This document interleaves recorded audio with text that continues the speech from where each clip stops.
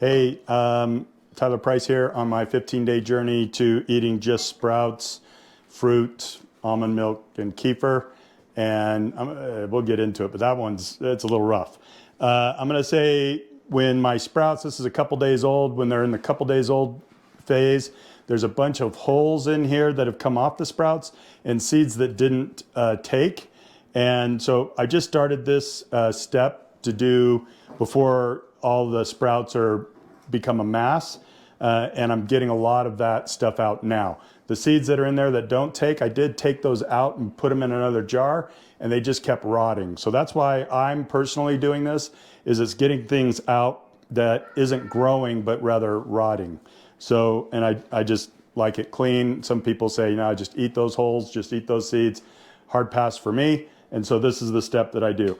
So while it's still, again, I can just dump it out of here, and we'll just go ahead and clean this, and I'll put all the holes and seeds and everything into this square container. And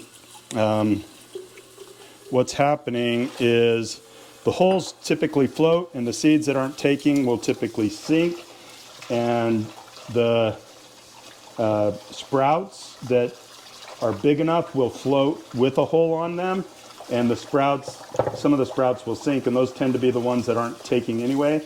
But as I do this, and you can see all these holes start to end up in the sides, in the corners typically, and so then I take a strainer, I'll use a bigger one, and I'm just gonna take these holes out and just flush them down my sink.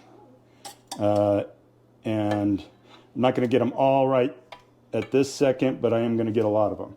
So I'll just go along the sides, because the holes tend to go to the sides.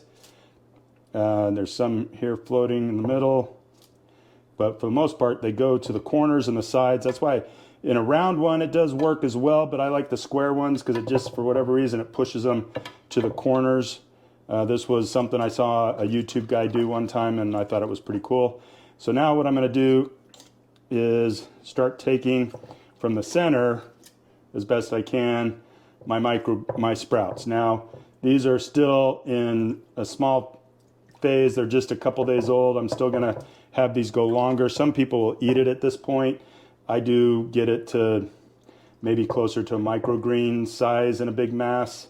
But that's, again, just preference. So again, all these holes are going to the corners.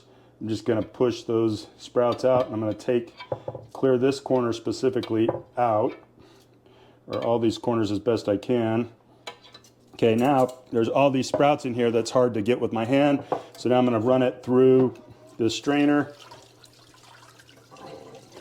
And this works on microgreens as well. I just lost some sprouts, so now it's not a perfect system, but it works pretty good. So now as we get down here, all that is just seeds and I've tried to keep those in another jar to see if I could get them to harvest, and they just didn't.